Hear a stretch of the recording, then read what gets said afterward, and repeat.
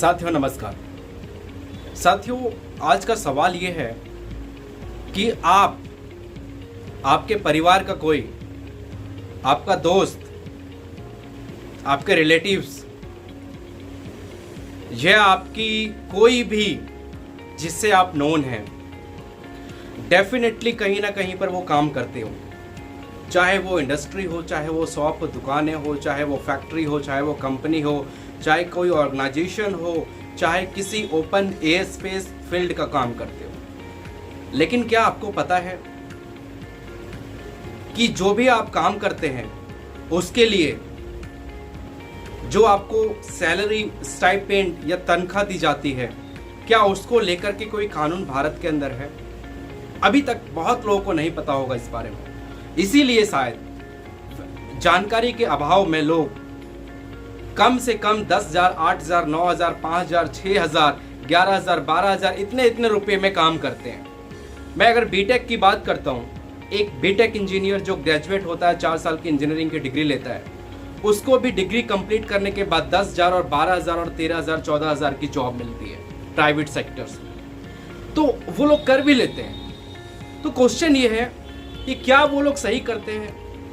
क्या लॉ में कोई प्रोहिबिशन है कि क्या इतने कम रुपए में इतनी मेहनत आप 12 घंटे 18 घंटे काम कर रहे हैं और क्या आपको उस प्रकार से उस एक सैलरी मिल रही है? और क्या आप जो काम कर रहे हैं, आपसे जो काम करवाया जा रहा है इस तरीके से इतने देर तक और इतने कम पैसे में, क्या वो आपके साथ एक्सप्लॉयटेशन हो रहा है कि नहीं हो रहा है?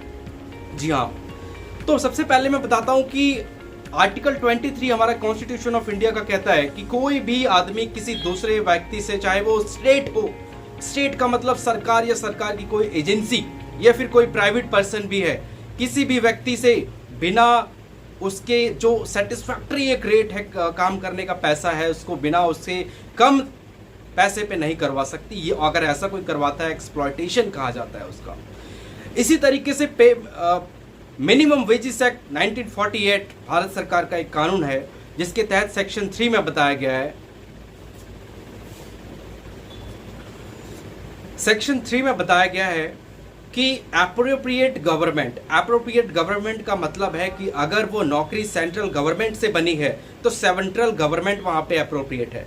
अगर वो जॉब स्टेट गवर्नमेंट की है तो स्टेट गवर्नमेंट वहां पे एप्रोप्रिएट गवर्नमेंट है।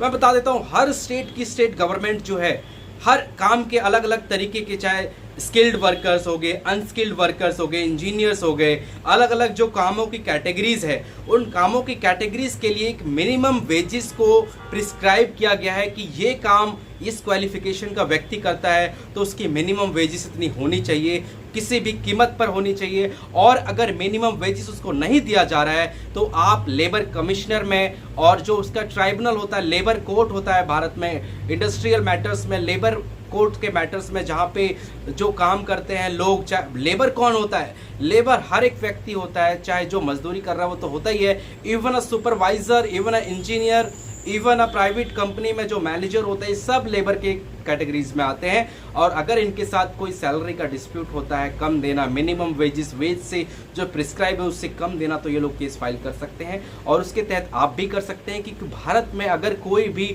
मिनिमम वेजेस एक्ट के प्रोविजन के तहत सेक्शन 3 के अंदर जो प्रिस्क्राइब किया गया है अमाउंट और पैसा, सैलरी, उससे कम कोई देता है तो वो कानूनी गलत है, इनवैलिड है, इलीगल है, और आप ऐसे व्यक्ति के खिलाफ एक्शन ले सकते हैं। और भारतीय न्याय संहिता जो पहले थी अब चेंज हो जाने वाली है, उसके अंदर भी एक सेक्शन है 370 एक्सप्लॉयटेशन, ह्यूमन एक्सप्लॉयटेशन, उसके तहत भी आप केस कर सकते हैं कि आपको काम ज़्यादा करवा के कम पैसे दिया गया।